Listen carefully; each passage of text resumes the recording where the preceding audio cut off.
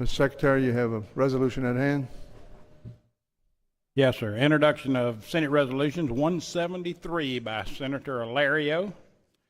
Resolution to commend Senator J.P. Morrell for his distinguished service in the Louisiana legislature, particularly in the Senate, representing Senate District Number 3.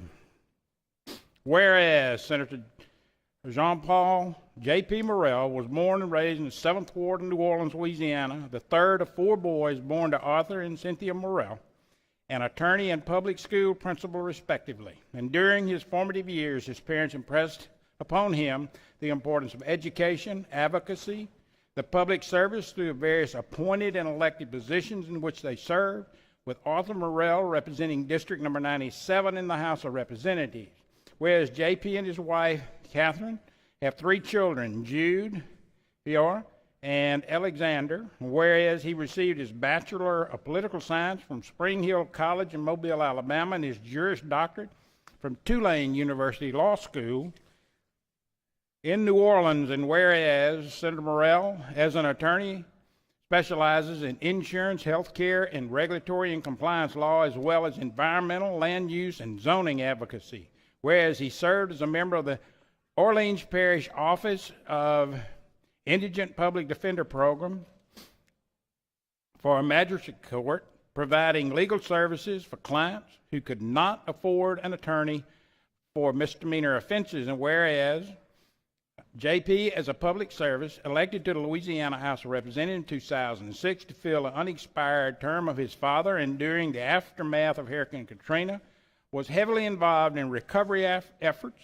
neighborhood participation, and voter advocacy in the wake of that devastating disaster. And whereas upon re-election in 2007, J.P. was selected to chair the House Municipal, Parochial, and Cultural Affairs Committee, becoming one of the youngest chairmen in the history of the Louisiana House of Representatives.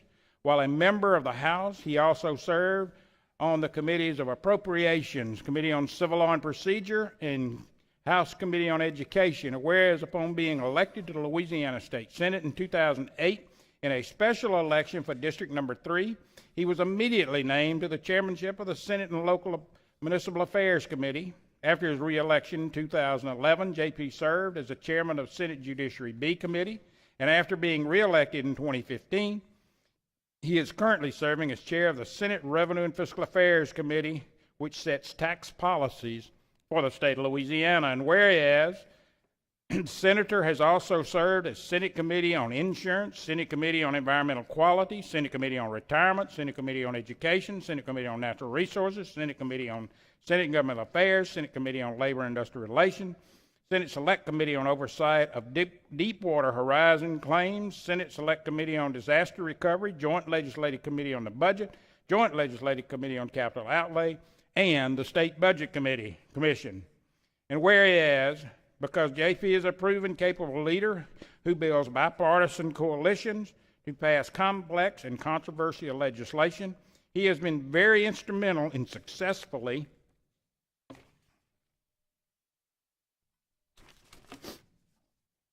passing key legislative issues such as comprehensive sentencing and criminal justice reform, extensive juvenile justice reform such as changing the age for adult prosecution from 17 to 18 years of age, thus bringing Louisiana into conformity with the rest of the United States, increasing educational opportunities for incarcerated adults, and more expansive probation and parole eligibility. And whereas he has helped to pass sweeping legislation regarding a plethora of women's issues such as increased transparency of rape kit testing, comprehensive changes regarding sexual assault on college campuses, increasing protection for victims of domestic violence, as well as expanding his remedies of domestic assault victims to obtain immediate divorce and sue their abusers for support.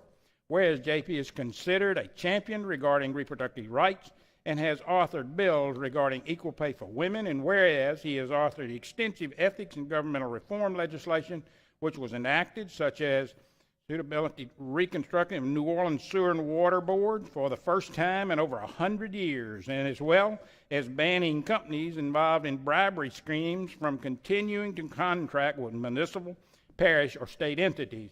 Whereas he is active in many caucuses, continually sharing his valuable information with colleagues, media, students, and anyone interested in building a better Louisiana. Whereas Senator John Paul J.P. Morrell deserves a special measure of commendation for his service to his district in the state of Louisiana. Therefore, be it resolved that the Senate of Louisiana, Legislature of Louisiana, does hereby commend John Paul J.P. Morrell on his exemplary service in Louisiana Legislature, particularly in Louisiana Senate, representing District Number 3, express its congratulations for a job well done, and convey its best wishes to all of his future aspirations. Senator Bishop moves to add all members of the Senate as co-authors without objection. Senator Bishop moves adoption. Objection ordered.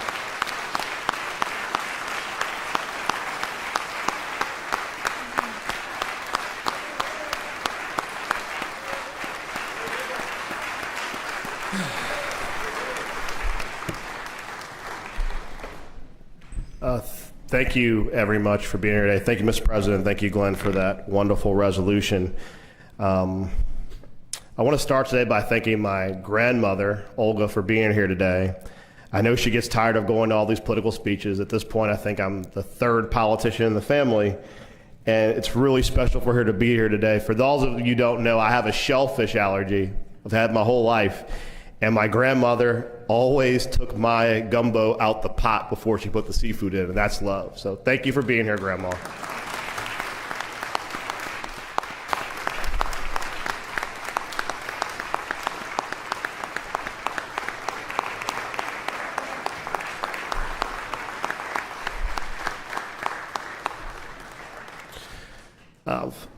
As many of you have heard from many speakers that have been up here, I've been thinking about this day for years. What would I say? What would I do? Who would I think? And as the day leaned closer, I struggled to how I would write this speech. Because many of you know I do not write speeches. I always come up here and just talk. I decided it would have to just sort itself out over the next couple of hours. I am kidding. I'm not Norby.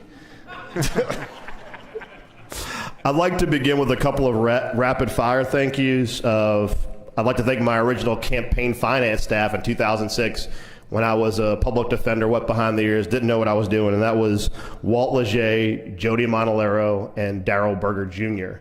I'd also like to thank my campaign staff on every major campaign I've had, Andrew Tuzolo, Mario Zervagon, Todd Ragusa, and Robin Rufino. Running a campaign is never easy. Running a campaign with me is impossible, and they are a fantastic group of people. I also like to thank some of my community supporters, David Flemings, Angela Young, Ryan Warner, and Margaret Johnson, some of which are here today. They always remind me why I'm up here doing what I do, because they're closest to the street to let me know. I'd also like to thank the staff of The Advocate newspaper. As you know, I think one of the real legacies of my time here is the passage of unanimous juries. We do not give enough accolades to our local newspapers. You know, they're dying off. But The Advocate was a tremendous partner in really educating the public on why it was so important for us to resolve that issue. And they got a very well-deserved Pulitzer for it. But I want to thank them as a legislator because, as you know, that required a vote of the people, and that never would have happened without the advocacy they did in educating people on the topic. Legislative staff. I'd like to thank my first committee in the House, Valerie Banks and Tina Righteous. When I was a new chairman in the House, I did not know at all what I was doing, and they held my hand and told me what I could do and couldn't do, and that really was formative for me. Some of our staff here, I'd like to thank Cliff Cheney for fixing everything I broke, John Keller and Lewis Carroll for all the times I've locked myself out of everything, Deborah Russell for making everything work up here even when I'm not around, Yolanda Dixon for knowing everything, and Glenn Kepp for knowing most things.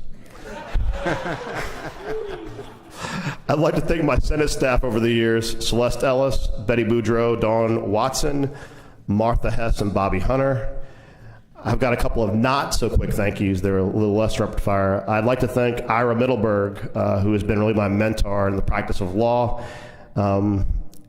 He has really showed me what it means to be a great lawyer, and he's always made me remember there's something after this. Sometimes we need somebody to remind you, you have a real job.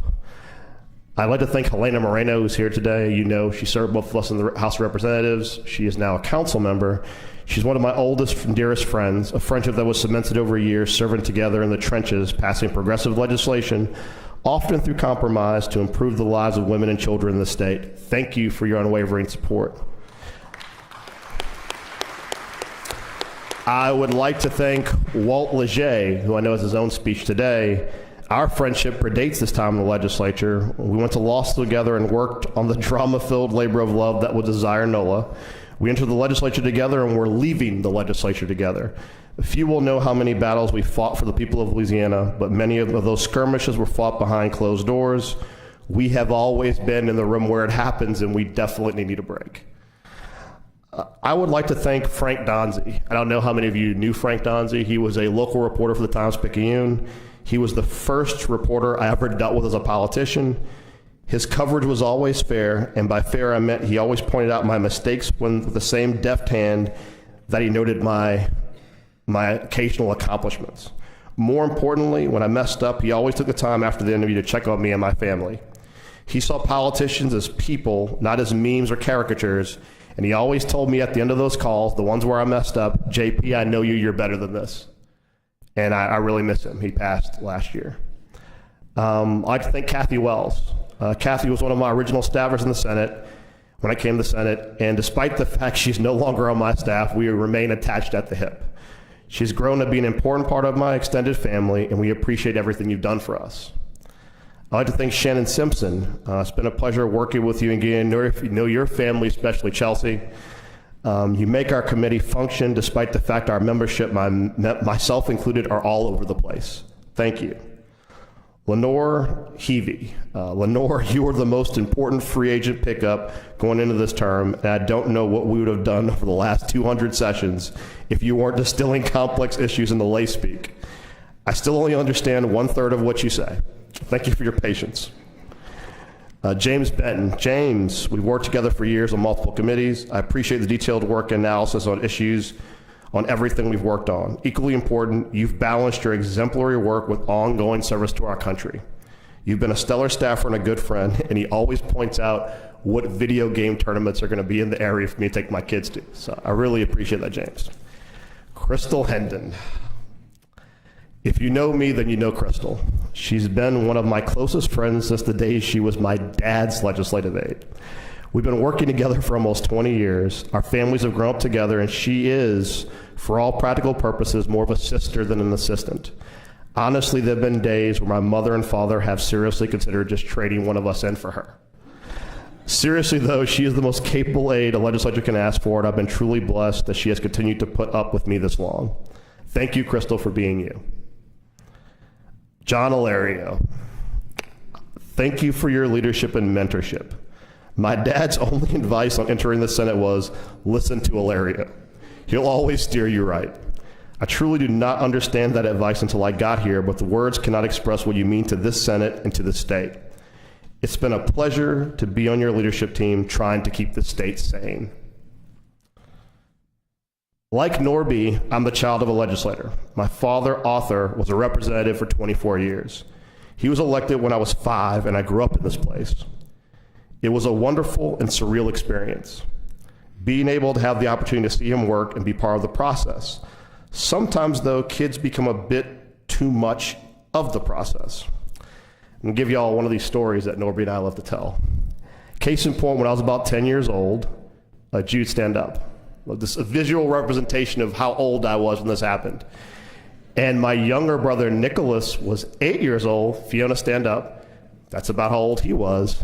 We made a very big mistake. It was right after the 1988 election, and a certain infamous representative was elected from Jefferson Parish. I won't mention his name, but he was a recovering Klansman whose last name rhymed with Luke. Anyway, I was old enough to realize that his election was a not good, and as two little African-American kids who were always encouraged to be assertive, we decided to do something about it. We wrote a short letter expressing our displeasure as to what we thought of him, and what he stood for and how wrong he was. I believe Nicholas drew the pictures. We were sitting at my dad's desk. He was chairman of local municipal committee. It was more of a mini essay, anonymously penned, to defend the legislature he was going to ruin. I dropped my letter in the mail slot at the elevators. Many of you have seen them. They're inoperative now, but those little mail slots, you guys remember those. And that was that. Fortunately, that was not that. A mere few days later, I was in the same office, on the other side of the same desk, facing my dad and Rudy Bordelon, who many of you might not know. He used to be one of the sergeant-at-arms in the House. I had dropped a letter in the U.S. mail laden with 10-year-old threats of violence to an elected official. This was pre-raise the age, ladies and gentlemen, so I'm sure Harry Connick Sr. would have charged me as an adult. Now, I'm sure you're wondering, how did Capitol Security figure out that it was written by us? Apparently, I'd written this anonymous letter on my dad's committee letterhead. On that day, I've never seen my dad prouder and more embarrassed.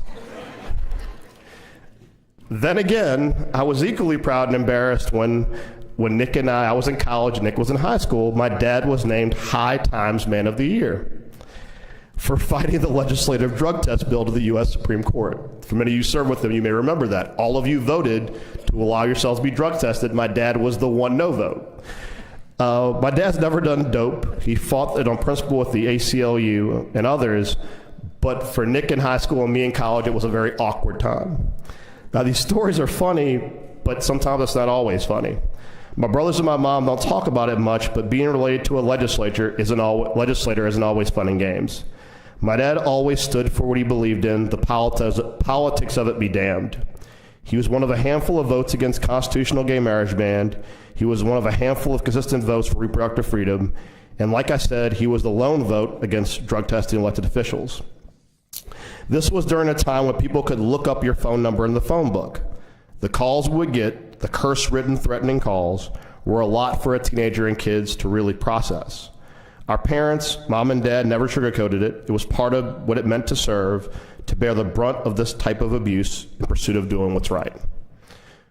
We don't often in this body have the opportunity to speak of the sacrifices people make to get us here, and I want to take a moment to do that. Thanks to my dad for his sacrifice in serving the state and being a great dad. He's a role model for his patience, especially with my failed medical education and not proclaiming I told you so when I went to law school instead. Thank you, Dad.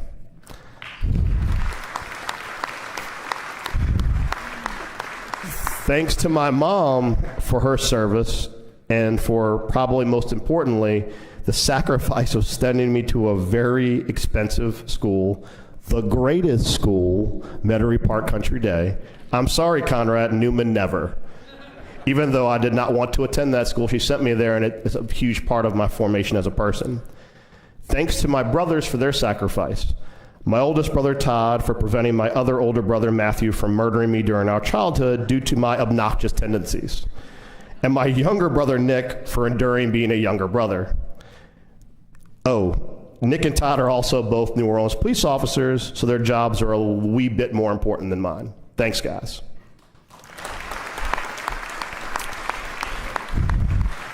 Thanks to my kids, Jude, Fiona, and Alexander, with agreeing to share me with the rest of the state in this legislature. All my kids were born after I was elected to the legislature, and this life is all they've ever known. To that point, they are used to me being gone for months at a time. I don't think it has yet dawned on them what life will be with me around. It will be an interesting adjustment, to be sure, but I'm looking forward to the moment I tell them Dad is coming home. Or to Alex, no more Baton Rouge Dada. To my wife, Catherine, I really don't even know where to begin. Catherine has been my wife, my partner, and her love and support makes all this possible. I'm going to share a story, and I got permission to share it. I remember one of my first weekends returning home from Baton Rouge as a senator. I walked into her house, and she was visiting with my mother, and I sat to join them. I asked her to grab my bags, at which point she took the moment to remind me of two things. She is not Senate staff, and that I must have lost my damn mind if I thought she would ever do something like that. Ladies and gentlemen, I love my wife for many reasons. She is brilliant, she is beautiful, and she takes absolutely no prisoners. I cannot imagine what kind of legislator or person I would be if she was not constantly grounding me. My pragmatic approach to legislation is not innate, it is learned behavior. Thank you, Catherine, for always keeping me honest with myself and letting me be the best man I can be.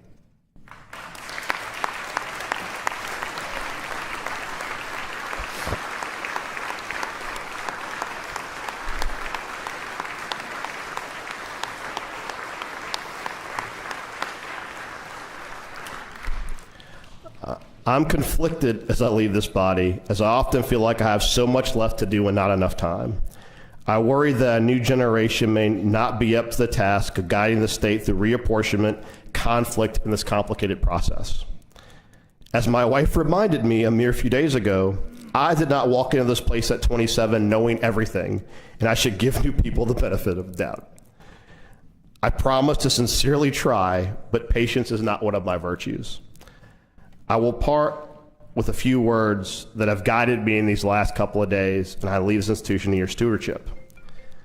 The alternate domination of one faction over another, sharpened by the spirit of revenge, natural to party dissension, which in different ages and countries has perpetrated the most horrid enormities, is itself a frightful despotism.